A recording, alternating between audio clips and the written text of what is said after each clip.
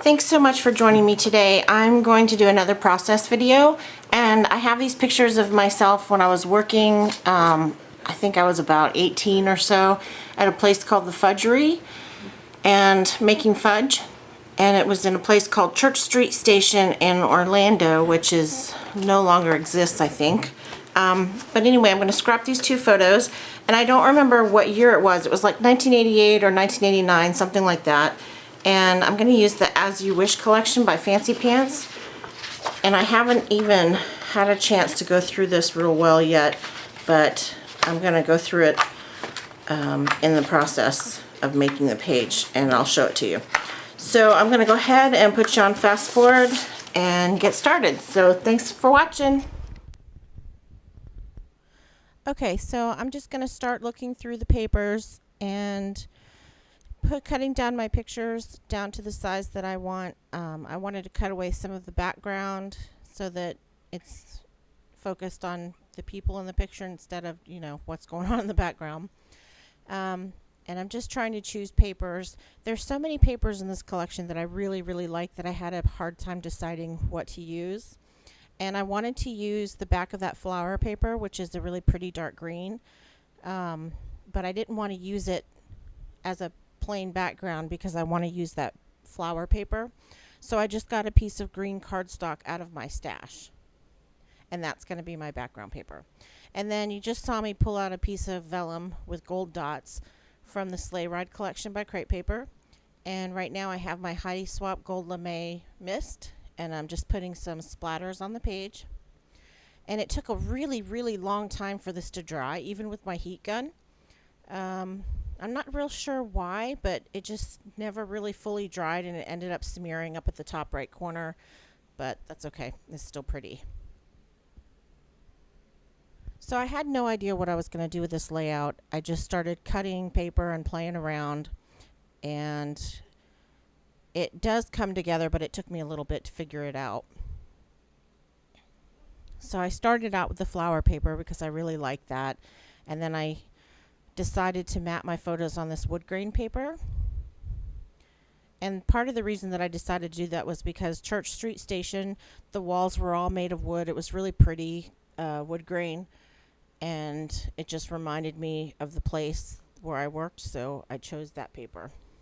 And this is my new favorite border punch. I've had it for a while, but I think I got it at a thrift store or something, and I just never used it until now, and now I just love it because it not only does it like cut a shape, but it also embosses.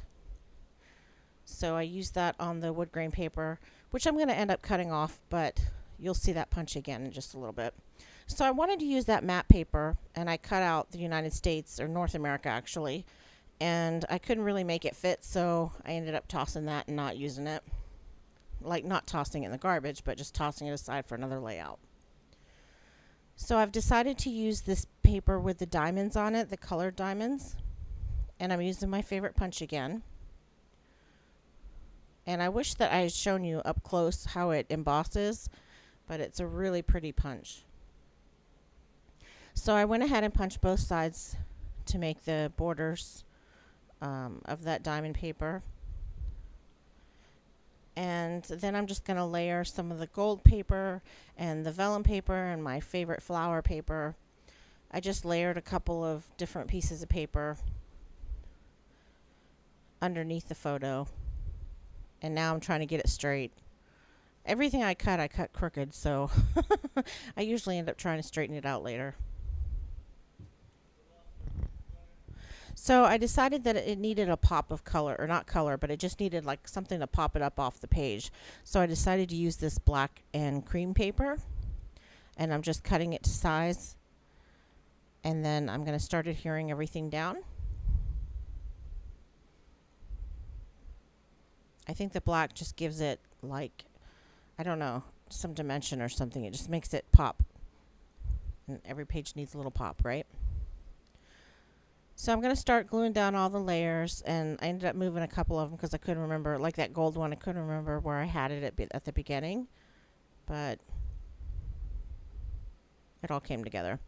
So the thing about this job, I was about 17 or 18, maybe 19, I don't know, and it's a place called the Fudgery, and they make fudge. And when you're making the fudge, you have to sing to the audience. And I hated doing that because I'm really shy when it comes to stuff like that. And I like singing, but I was always in chorus and choir at church, things like that, where I was singing with a whole lot of other people. But there were only like 2 or 3 of us working, and we had to sing really loud to the crowd.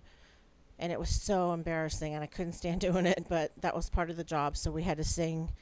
Oh, I can't even remember the songs now, but one of them was called It's Time to Make the Fudge. And so we would sing, and the crowd loved it, but that was part of the job. So now you see me going through the ephemera that comes with the collection, and I just picked out a couple of pieces that I liked, and I'm deciding where to put them. But yeah, that job was a lot of fun. I don't know, I mean, for the age that I was, it was a fun job. And I got to meet people from everywhere because it was in Orlando, Florida. That's where I lived at the time.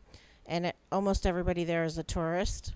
So everybody that came to Church Street Station was basically a tourist, and we got to meet people from all over the place. And that was really interesting. And the people that I worked with were a lot of fun. And I hate fudge, but it was fun to make it. It's the closest I've ever come to cooking. And there's no cooking involved, really, but, besides, the boiling of the fudge, which I never had to do that part. So I found this little film strip that I really like, and I'm using my foam tape to pop it up. And then I also found a little frame, and I'm using that on the smaller photo on the left. It's just a photo of me, like, kind of smiling. My mom was taking these pictures. She came to visit me at work. And I was, of course, embarrassed, but smiling. And, so I just outlined that picture with that frame. And then I'm just popping up some of the other pieces with foam tape as well. That foam tape is a really good deal. It's a lot of money, to put out at first, but there's so much on it, like on the roll, that I think it's more economical than the foam dots that I used to use.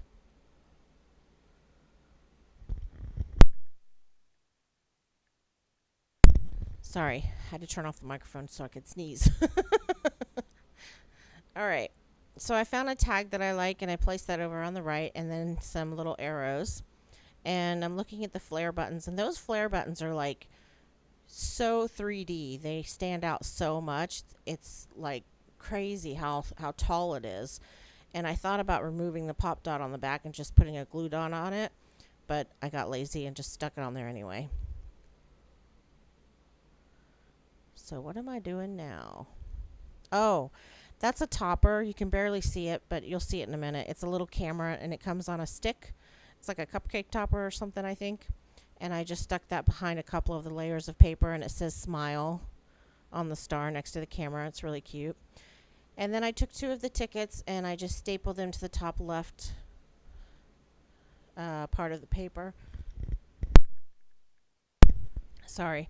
And then I did a little bit of journaling on the bottom, and I'm going to go back in a minute and add just a little bit more because I wanted to remind myself later when I'm looking at it that we had to sing for that job, because I'm afraid I'll forget that someday.